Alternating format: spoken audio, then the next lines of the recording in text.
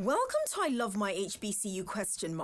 The podcast where we express our undeniable love for HBCUs, but where we are also not afraid to address a few tough questions. So, sit back, learn a little, love a lot, and rep your HBCU.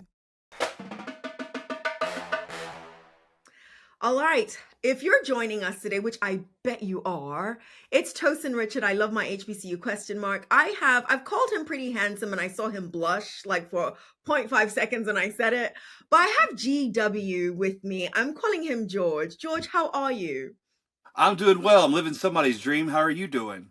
I'm well. So, okay, just for those who are tuning in, before we started this recording, I asked George the exact same question and he gave me the exact same answer. And I'm going to ask you what I asked you offline. Whose dream are you living?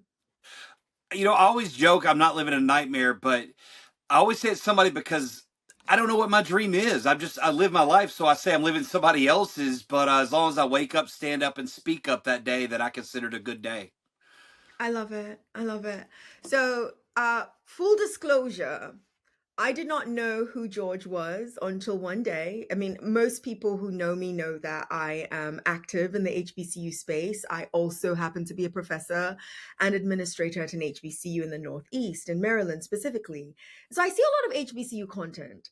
And George, you don't know this, and I'm glad I waited to tell you this until we started recording. You popped up on my screen, and I see this. I'm going to call you burly, handsome gentleman because that's the way you came off on my screen. So I see this burly, handsome gentleman on my screen, and I'm like, he's with the president of, oh my gosh, oh, I can't remember which HBCU it was, but you were with the president of an HBCU and you were challenging the president. How many HBCUs can she mention? You know the one I'm talking about. I love it. I love it. I love it. And I was like, wait, this is, no offense, a little strange. And so that made me research a little bit more about you. And you have an extremely heartwarming story. Without putting words in your mouth, how would you describe your story? Um, I find that most people don't find their own past interesting. So it took me a while to realize and embrace my past, and everything in it is interesting. When I think back, it's crazy to me that I've lived the life that I've lived. Hmm. And I just had a conversation with a friend this morning. We were joking, if ists were fists, we'd all be drunk. We can look back with hindsight. And what if we'd have taken this advice or done that? And I realized I wouldn't change a single thing because I would be nowhere near where I am. The law of unintended consequences. So I am very thankful, I guess, for all the craziness, trauma, and tragedy that's been my past, because I wouldn't be here having a conversation with you today. Number one, that is accurate. Number two, people are probably listening and they're like, hold on, but what was so crazy about his life and his story? So I'm gonna throw a few things out there and you're gonna Hmm. give us context. How about that? So in your bio, the bio that you sent us, you are a former racist, a former drug addict, I believe, convicted felon 10 times, not just a convicted felon, 10 times. And I live on investigation discovery. So I watch all these stories. I'm glad you laughed. I watch all these stories and I'm like, 10 times is a big number. And an ex con who walked out of prison thinking the world had changed. We're going to get to the racist part a little later on. I want to talk about the ex-con and how society sees ex-cons. If you feel like sharing what led to you being an ex-con, first of all, you had to be a convict to be an ex-con.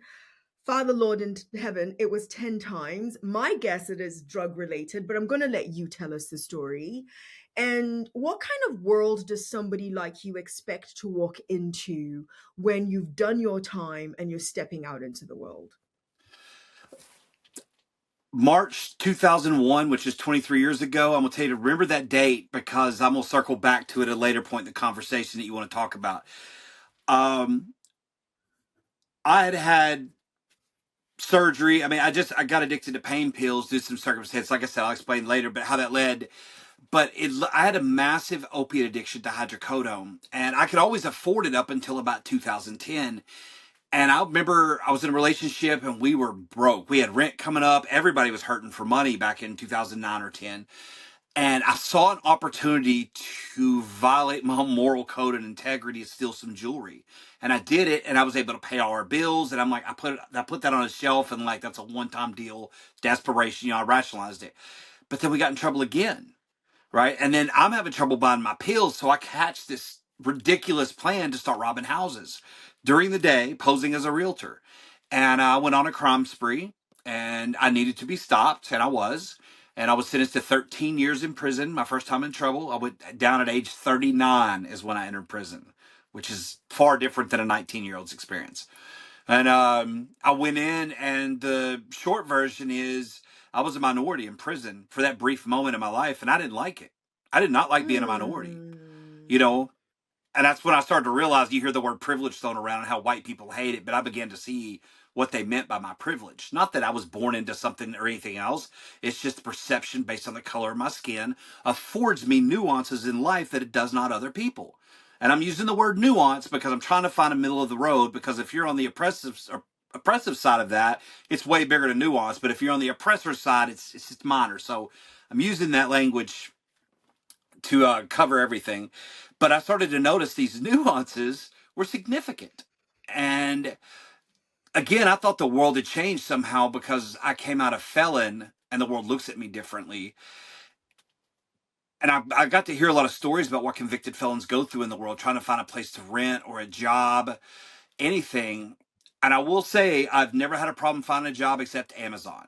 I was trying to be an Wow. Amazon delivery driver, and I think I was only 5 years away from out of my felony, and they wanted 7. So no shame to them.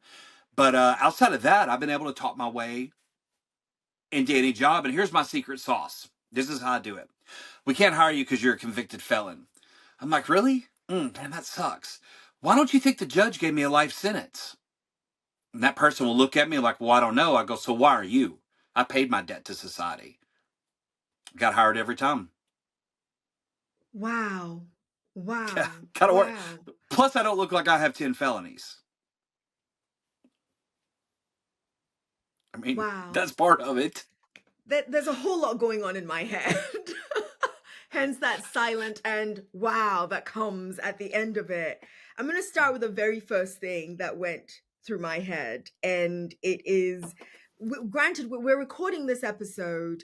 It's literally the day after Thanksgiving 2024. So happy Thanksgiving, George.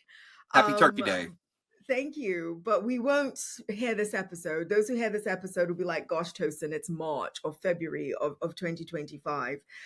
Um, the first thing you said that just made me just go into deep reflection is, and it's why I linked this back to Thanksgiving, is grace. When I listened to the story of how this whole criminal system began for you, it was based on desperation. And when I hear a lot of people's stories that went down that journey, it's often not just because they wanted to, it's often based on desperation. And it makes me wonder what life choices we would make if we weren't desperate. You started your whole tell us your story by saying you wouldn't change a single thing. What's the lesson to be learned from desperation? In my case, my desperation was something I created in my own mind, because because I was addicted to pills, and it wasn't about getting high anymore. It was the fear of withdrawal, because it's like having the flu for a month or two. It's horrible when you're on as many pills as I was taking, dozens and dozens of pills a day. And at $5 a pill, that gets to be a very expensive habit. But I realized in hindsight, retrospect now, all addiction is based on a lack of coping mechanisms. That is all addiction ever will be.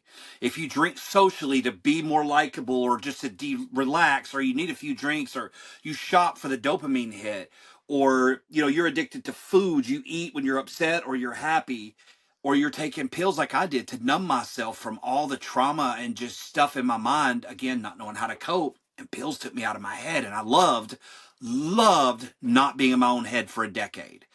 But I had to pay a price for that, because I had to do a lot of catching up. So it's not worth it in the long run. But when it comes down to I wouldn't change a thing, it goes back. I mean,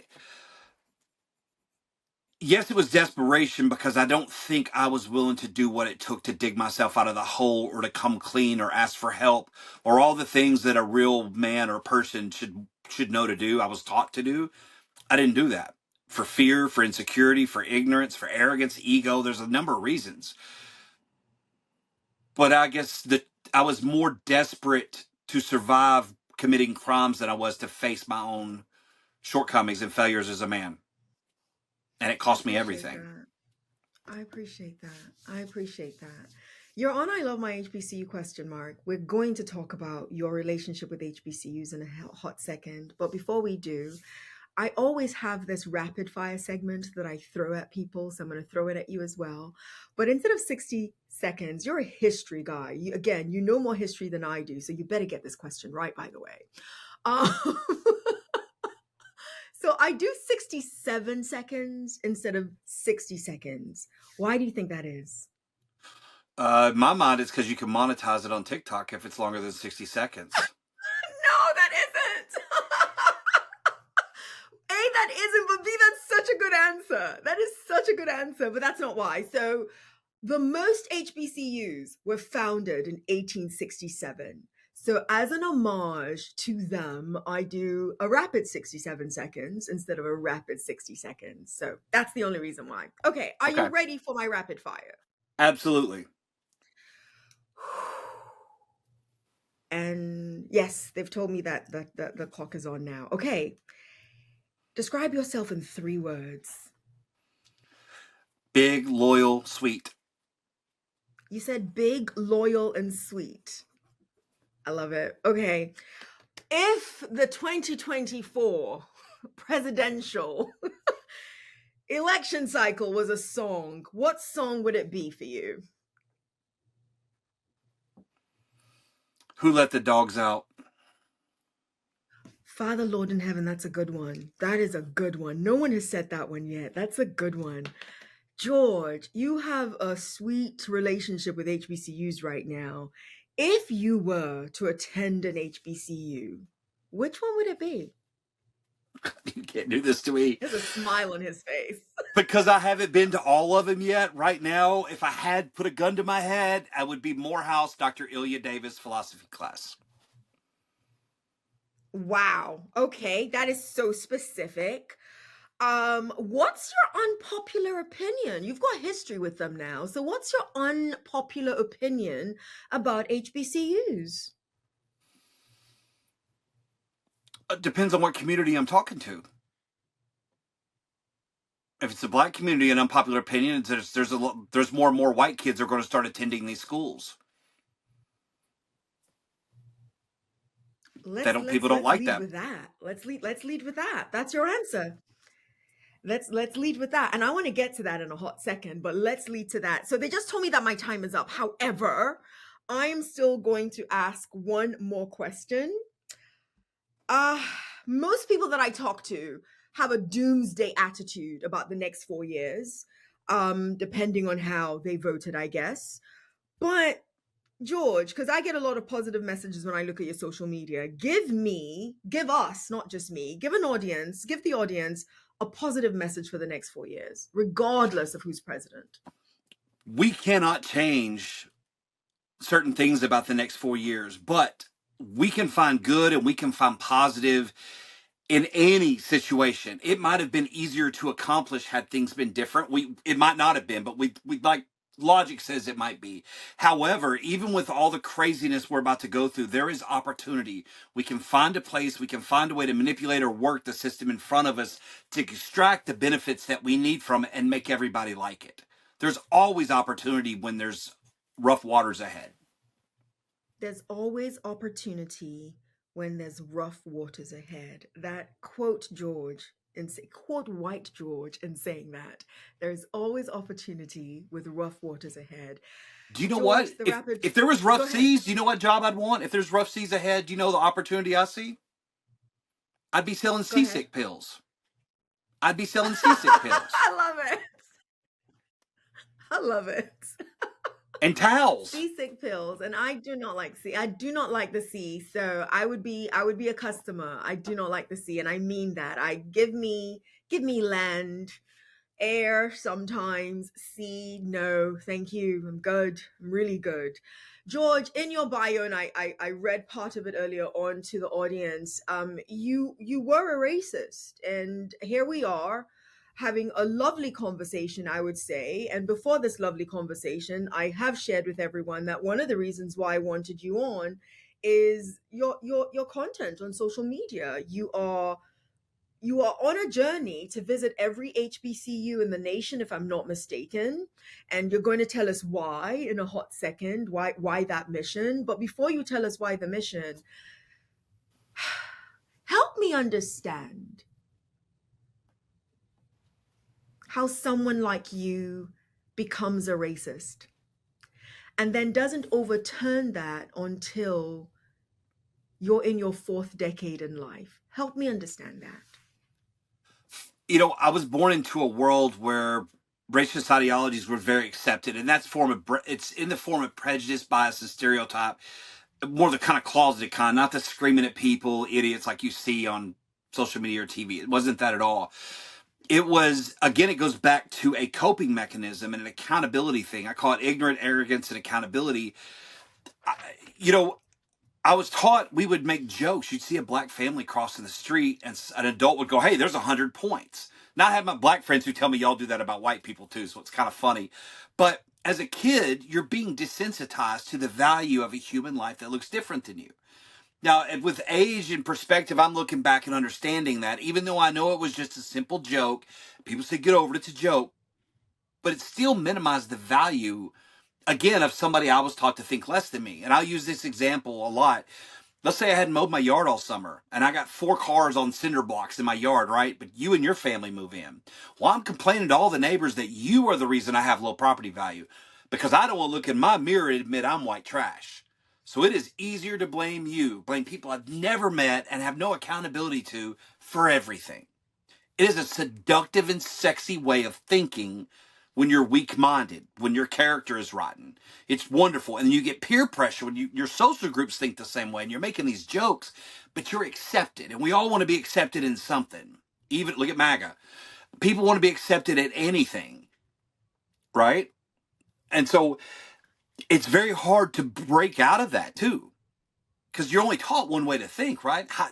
You don't see a Facebook ad that pops up and say, "Hey, stop being a racist in 30 days for 99.99 or get your money back." You don't see that. So how do you do it? It's not a switch you flip. So not only do you deal with, I know I just went off on a tangent, but it was so instilled in me. I didn't know how to think different. I didn't know I could think different. And I didn't even know I had the strength to think different. Had it not been for Hmm. God pulling the veil back from my eyes, no, how else would I have known? Do you miss being a racist? God, no. I feel like an idiot. You feel like an idiot for what reason? When you say you feel I like an was idiot, duped. okay. That I was duped, and more importantly, when I became an adult and I have the ability to have critical thinking skills for myself, and I can reflect on my own character. I should have caught on decades ago, but I understand my journey that I had to do it exactly in the order I do it as God intended. I see that for myself, Sure. and that's why I say I wouldn't change it. But looking back, I didn't realize the whole time I thought I was a Christian. Man, I'm not serving God by being racist. Like I'm a fake Mm, Christian. But mm, that didn't hit me till prison. Like my pastors, and I love the church I grew up in. I love the people. They were great people.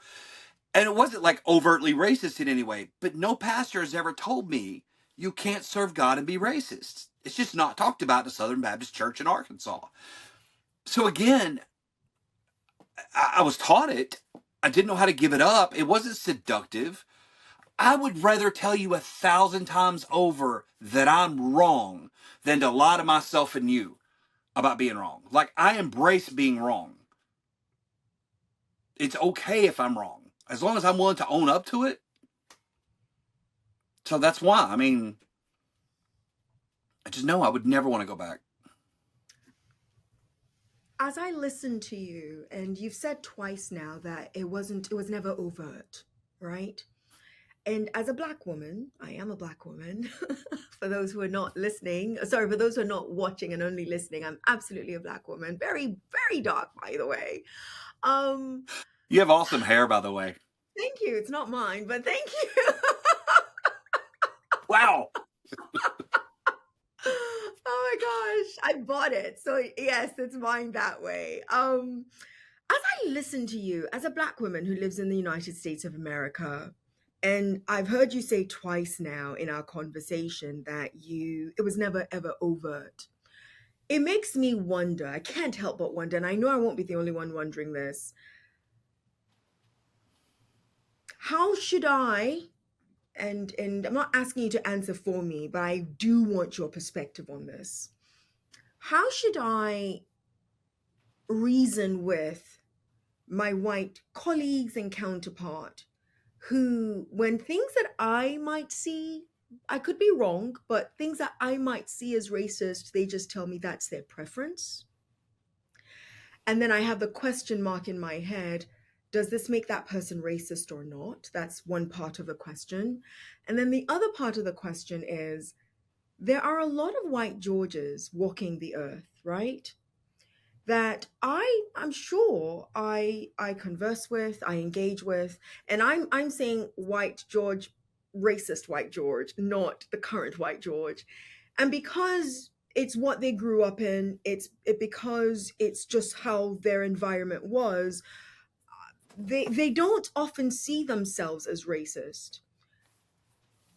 I want your opinion on that, trying your best to see things from the lens of a black person.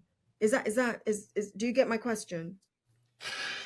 Well, there's again, this is my observation, my perspective, but I feel like I'm very much an expert in this because I was a racist. I know the secret handshake. I speak the language. I sat at the table. Like, I had full access to that world. Um, and I'm glad you asked it that way because a lot of people, I think, in arrogance and ignorance, think that we know how we think and what it's like to be in our heads.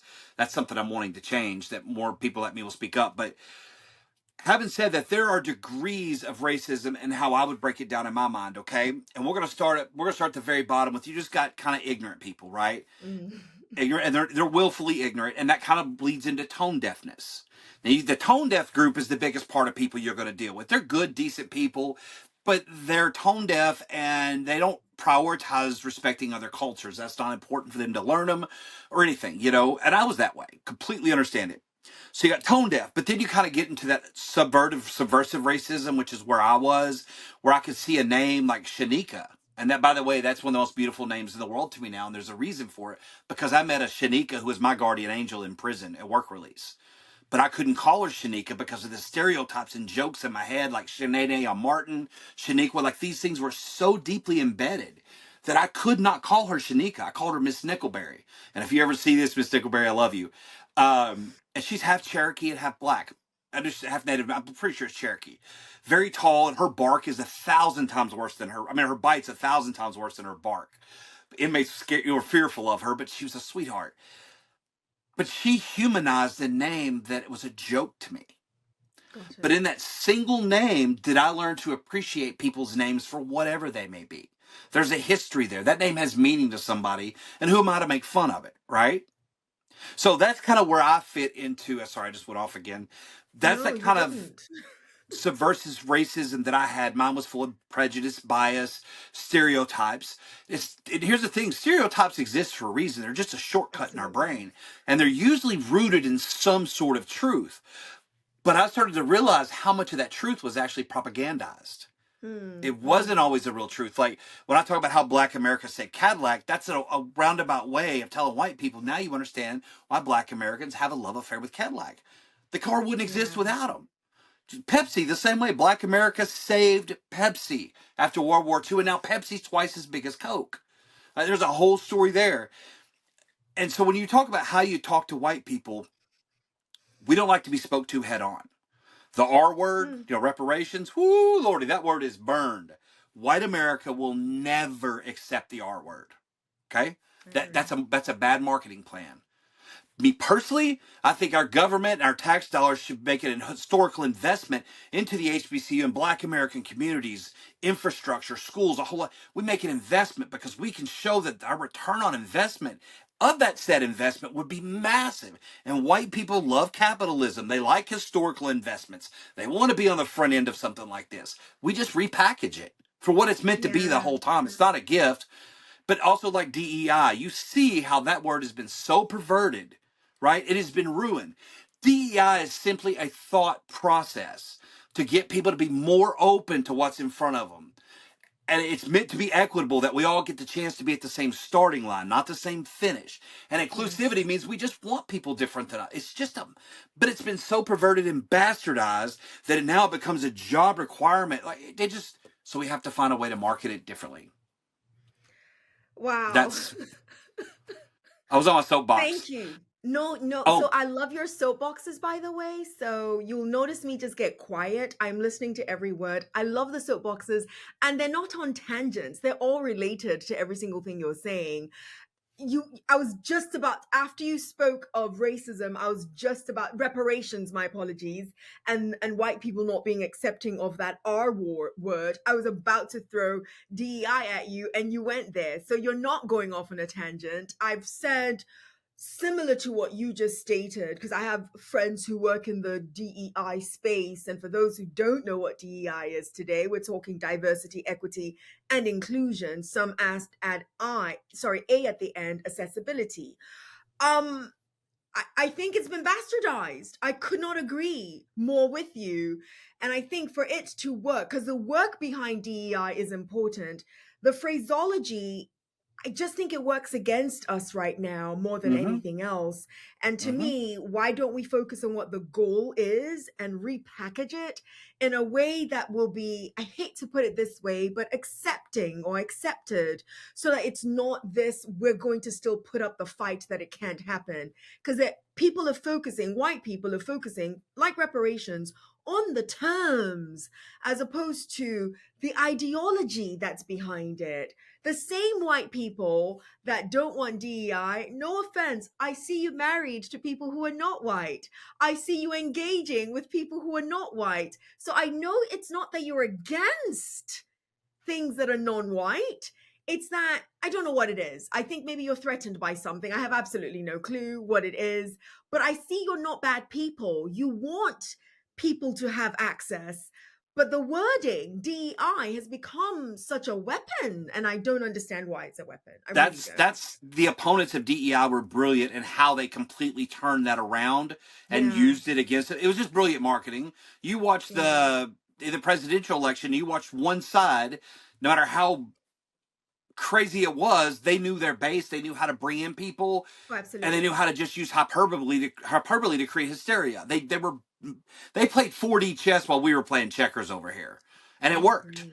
It I absolutely worked, and I agree. think the other side was weaker in how, and plus they had less time. I mean, I'm not here to criticize that, but I just saw how that works. So DEI has been perverted completely, which is, I think it gives me an opportunity though, being the color that I am in a DEI world, because I think some companies believe in that program, but they can't call it that. They can't have programs because you got these Agreed. activists that are going against them. But you could swallow bringing in a white guy to talk about some of this stuff maybe easier than you can a black person. Yeah, You know what I mean? yeah. That so I again, I there's I agree. opportunity. I agree. I that's a bigger conversation that could take us about 3 more hours. I'm not kidding. Because I'm also, at the back of my head, I can see my black friends in DEI saying, well, why must it be a white guy? And I really do think we need to come together to realize that sometimes the delivery needs to be done a certain way, the packaging needs to be done a certain way, so that you still reach the exact same goal that you were trying to reach in the first place. But now I'm the Wait. one that's, go ahead. Do you know why this white face hits different?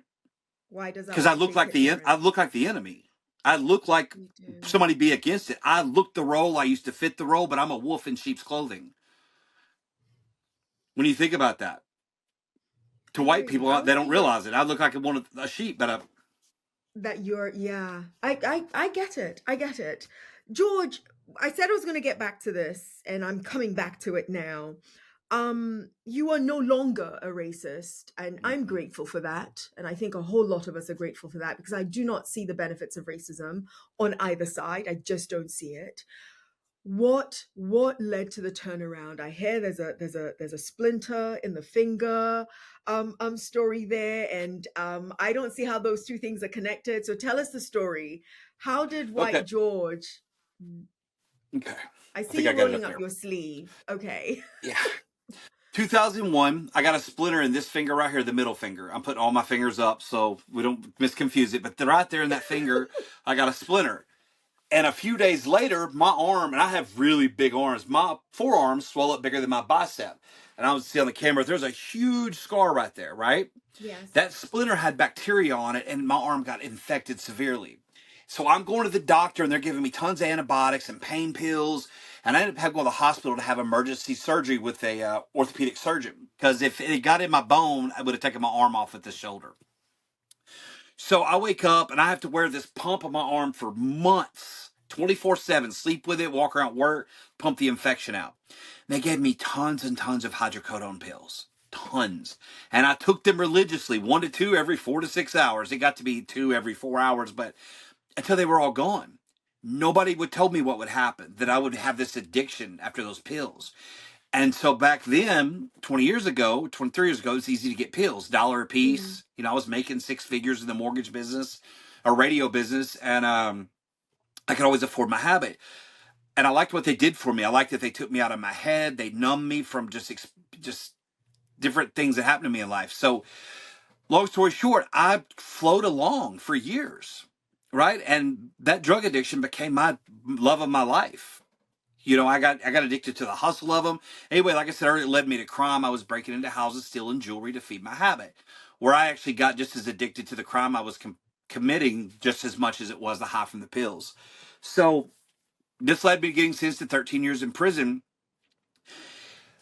And you're probably wondering, how in the world does this have to do with racism? Well, I'll tell you why. Because my first cellmate's name was Larry, right? And Larry, we were on lockdown 23-1 at the time. And he goes, "Man, are you a racist?" I go, "Yeah, pretty much." Larry's black. He goes, "Can I ask you some questions?" I go, "Yeah, why not? Dude, I'm an open book. I don't care." And he did. He asked me some great questions, and we had some really in-depth conversations. But I got to ask him what it's like to be a black American guy in Little Rock, in America. And he just had a way of telling me things. We grew up 20 minutes apart, and he might as well have grown up on Venus, and I grew up on Earth. Just 20 minutes apart. And he grew up in the hood, and I grew up in a very white suburb. But Larry said something to me. He goes, "Your grandmother would probably love me." And I'm like, "Oh, Larry, heck yeah, you're a great guy. I know Larry now, right? We're friends." And he goes, "No, it's not like that." He goes, "She would love me because I'm a decent guy." She goes, Mm. "What? Because she's never taken the time to understand my culture, my people. She fears us. And what you don't understand, you fear." You And he fear. goes, "In the abstract, she will fear everything about me, but up close and personal, she'd adore me." He goes, "That's what racism's like to you." He broke it down that way. And I remembered, it's like this light bulb went off on my head. I'm like, because I always knew that even the most racist people I knew had their favorite black people. And they were good people. Wow. They would defend these people, loyal to them. But they were Wow. mythical. They weren't like, you know what I mean? They're never like everybody else. They're like us. You hear the Yeah. tropes. No, they're Yeah. just like everybody else. You've just never taken the time to get to know everybody else. But I never could make sense of how that juxtaposition works. He broke it down for me. So Larry, he's only my cellmate for like 2 weeks. His last name begins with a W. I have never found him since. I cannot remember his name. I remember he was in for violating a protection order from a domestic violence case. I remember all this, but I cannot remember his last name. So I'd love to have a conversation with Larry now. But as I went on through prison, I met more people, had different conversations. And so I got the first time I came out of prison, I went back on a parole vacation. I felt like I came out a little more racist than I went in, even because of my experiences there. Wow. But the second time I went in, and I tried everything I could do to rehabilitation, classes, drug classes, parenting classes, and I don't even have kids, but I took parenting classes. I just thought if it bettered me, that it would help. Yes. Um, it didn't work because I went back to doing stupid stuff again and got a revocation, went back to prison for 10 more months. This time I hung around lifers, white guys, black guys, everything. I didn't try to rehabilitate. I hustled. I played Scrabble for money. Had a box for money. I wrote letters. Like, I hustled. I think, and by doing this, I began to interact with people on a whole different level, and I get to have a different respect and perspective. And I remember walking out of prison thinking the world had changed, like I told you, and I had Mm-hmm. changed. It took me a while to realize it was me. The world had not changed one bit, except technology. And I had changed, and in that change meant I had to admit my character was flawed. That in prison, I figured out I can't serve God and be racist at the same time, and that is one of the most significant things to me, because I've always believed in God, even though I quit talking to him while I was committing crimes. I know God never forsook me. Forsake me. He was always there with me, whether I wanted to acknowledge him or not. But that really bothered me when I realized my life had been a lie, my foundation, and I had to accept and forgive the people who taught me about racism, because they were taught by people they loved and trusted, and they were taught by people. It's hereditary in that sense. So I wasn't mad about that. I felt horrible for how dumb I'd been for so long. And I'm going back to the splinter, by the way. And it just began this change in me. It strengthened my relationship with Christ. It opened my heart up. I have empathy like I've never had in my life before. But I could have never confronted my own demons. None of this would have ever happened had I not got a splinter in my finger and had to have surgery that led to a pain pill addiction, that led me to a life of crime and a crime spree that sentenced me to 13 years in prison, that I entered at 39 years old as a full grown man and being forced into this world that I stood against. I believe you throw people under the jails, black people are criminals. I thought all this. And now that I'm here, it's nothing like what I thought. And when I came out, I began to realize all these talents and skills God had given me. I started to see a purpose for it. And then I began to speak up for things that mattered to me. And I would have never, ever gotten here had I not got a splinter in my finger. That's beautiful. That's beautiful. So that's my That's splinter story. beautiful. That's beautiful. Yeah. I have so much that I want to say, some of it appropriate, some of it inappropriate. Hence my tempered. That's beautiful. That is beautiful though. And I'm blown away by all the dots that you connected all the way back to the splinter in your finger. Because if you had not, we might not be talking today, right? We wouldn't be talking We today. wouldn't, not might, we wouldn't, because it took a lot of isolation, it seems. And it's so interesting to hear you say all the rehabilitation programs really didn't do much, but it was the engaged conversations that you were having with so many different types of people that eventually started to wear upon the way you actually thought. George, why HBCUs for you? You are going around. Every time he says HBCUs, he smiles. I love you. I don't know you, but I absolutely love you. Because it was like this warm smile that you gave. Why HBCUs? You are going around visiting as many HBCU campuses as possible. Why this mission of yours? What drove it? What's driving it? What's the purpose behind it? I was born about within probably 7 miles of three of them. So I always knew them as the black colleges in Little Rock: Arkansas Baptist, Philander Smith, Shorter College, University of Arkansas, Pine Bluff, and or AKA UAPB, Golden Lion. And I remember, as a side, a friend of mine's mom went back to college and got her degree, her doctorate or master's, I think, maybe her PhD from Philander Smith. And I was like, why are you going to the black college? She's going at night.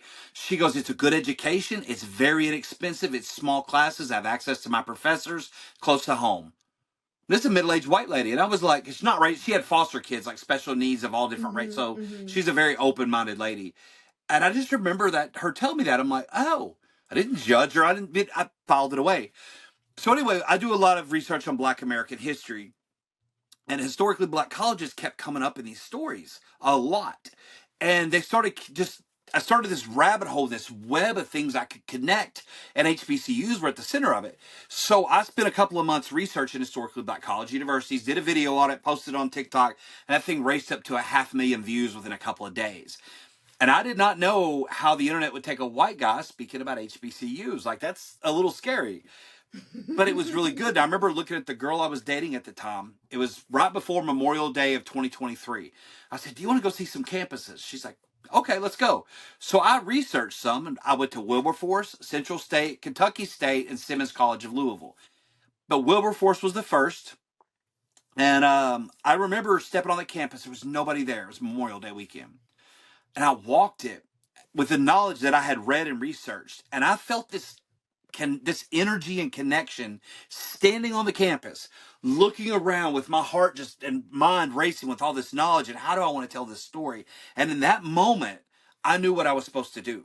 Like that moment, Mm. I looked at it, I was like, I got to go see all 101. I want to be the first white person to do it. I want to go see and experience because what I felt at Central State, I felt at Kentucky State. I just felt this magnetism and energy, and I can't explain it, but it's gave me purpose in life and direction and a reason to be me. And it's so hard to explain. I just knew. I'm going to leave it there. I'm not going to add anything to that because I think that you can't describe a feeling. And in my head, and my apologies because I do not mean to offend anyone, when you literally made the sentence, and I'm closing my eyes because I'm literally right now seeing everyone who's ever said this to me, and they're all black. They're all black. But I typically ask the students that I talk to on the podcast, how did they select what HBCU they're going to go to? And a good 80% of them say when they got on the campus, they just felt this is where I belong. So while you were talking, George, I literally said, you sound like a black man. That's literally what I said. And I do not mean to offend anyone. And I hope nobody gets offended when they hear me say this. But literally, when you were talking, because of the context of all those who have said to me, when they stepped foot on the campus, they just knew it was a feeling that they had that this is where I'm supposed to be. And you got on the first campus, Wilberforce, if I'm remembering correctly, and you describe a feeling. You describe an energy that just told you this felt right. So I'm going to be rooting you on, myself and my entire team are going to be rooting you on as you visit one campus. We're all following you, by the way, but one campus after another. And when we know you're coming to any of the campuses we're going to be on, we're going to get a photo up with you because we love this. We love that there is a white man, a big, burly, handsome white man, by the way, visiting all of these HBCU campuses. Because the message I get from it, George, is a little bit different from the message that you might be trying to tell. And the message I get from it, honestly, is there is unification in this story. And the unification invites more white students to attend HBCUs. I speak as somebody, as an administrator of an HBCU, we welcome you. And you will feel at home as long as you're willing to engage in the cultures that are present there as well. The same way, on the opposite side, if you're a Black person going to a predominantly white institution and you don't engage in the culture, you're going to feel a little bit more ostracized. So that's the message I get. George, is there anything that you're like, Tosin, I knew you were going to ask me this. Why didn't you ask me this? Before we close, is there something you want to share with the audience that you feel is on your heart before I ask you one question or two? Two things, if I remember them both now. One is I'm very protective of the culture. I'm very, very protective. Like I'm not. My goal is to not get white kids to go to these schools at all. If they go, it's great. You cannot fetishize the culture and expect to be No, accepted. That's not why you go. amen. I'm very, very protective of it because it exists for a very specific reason, and it's very important. And okay, where was I going to go with this? Oh, the other part that we didn't get into when it came to confronting my own racism and healing from this. One of the things I didn't realize at the time when I started this tour, and then I've probably been in the houses of 70 or 80 Black American families in the last 2 years, or a year and a half, probably having dinner, etc. I've gone out to dinner. Sometimes I'm the very first white person they've ever had in that setting, and it's really cool to be that. But I realized so much of what really drove the nail in the coffin of my own racism is when I started to get out and meet Black Americans on their term and their turf and their world. And I got to see, see themselves be unapologetically them and get to just experience the love and mercy and grace I've been shown. It can't help but change you. Hmm. To know Black America is to love Black America, but you can't love what you don't know. And so I didn't set out that I was trying to immerse myself, not only show respect and appreciation, but to understand my brothers and sisters who just have about 3 layers of epidermis darker than me. That's really the only differences we have. We're 99% alike in most anything we think. But going out and doing this on a side of America that I was too arrogant and placed very little priority in getting to know has changed my life dramatically. And I don't want to tell people how to change their lives. I just want them to see what it did for Absolutely. me. Yeah. I want them to feel my energy and see the happiness and joy on my face. And my life has gone a million degrees different than where I thought it would go. All because I stopped being an asshole. I appreciate that. George, leave our audience with a parting word or short phrase on why you love HBCUs. Historically, Black colleges have given this country and this world way more than people know. I've seen how critically underfunded they are. I've heard stories where students weren't allowed to protest during the civil rights movements for fear the states would cut off funding to these schools. I've seen the way state legislatures have done them, wipe boards out because they don't agree with them and they owe them money. And yet these schools thrive.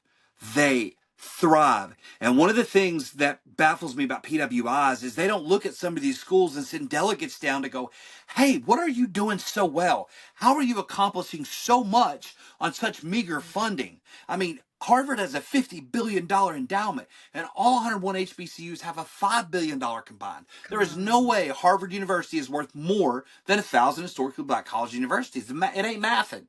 I don't care where you're from. That math ain't mathin'. So, and not only that, I want employers to realize when they have an HBCU grad in front of them, I want to change their perspective. I want them to look and go, oh, I have a Spelman graduate. I have a Bennett College graduate. I have somebody from Coppin State. So I've been representing the whole Wow. time. I have somebody from Wow. Coppin State in front of me, right? And so I want to hear about their experiences because I hear these HBCUs are pretty special. You know, and it's not just the education, it's the way these administration and staff help raise these kids and turn them into an adult. Every school I've been to is a separate identity, separate culture within a culture, right? It's like one massive family of cousins. But when they get together, you ain't gonna fight all of them. You ain't never gonna win. And you take the divine nine inside of this, and when they come together, they move mountains. White people don't move mountains like the divine nine can move mountains when they come together. I've seen it with my own eyes. And so it's so important to protect this culture within a culture and what they give us. Let it do what it does, but start giving it its fair shake. Start giving it an equitable start like they should have been the whole time and let them run. If you think they've given the world a lot now, see how much they'll give them when they have everything in place like their competitors do. That was more than a short word and a Sorry. short phrase, but Sorry. but we receive all of it. We absolutely receive all of it. George, it has been, I get the sense cameras off, we're going to talk a lot more and we could talk for even longer. It has been enlightening, actually, having this conversation with you, and I appreciate you making the time. For those watching, those listening, it is impossible for you not to see this episode and like it, not because of me, but because of George. And all my HBCU students, if you see White George, he's not going to introduce himself as White George, but that's his brand. If you see White George on your campus, say hello. Say hello and have a history conversation with him because, dear God, the guy knows more history than I do. And that's just the God's honest truth. George, thank you. To everybody else watching, that I love my HBCU community. Yours and HBCU love. Till next episode. Thank you. Thanks a lot, George. You've been listening to I Love My HBCU question mark. Let's keep the conversation going as we share our stories and encourage more practical support of HBCUs, whilst of course holding each other accountable. Don't forget to follow and subscribe for the latest episodes. Until next time, love and lift your HBCU.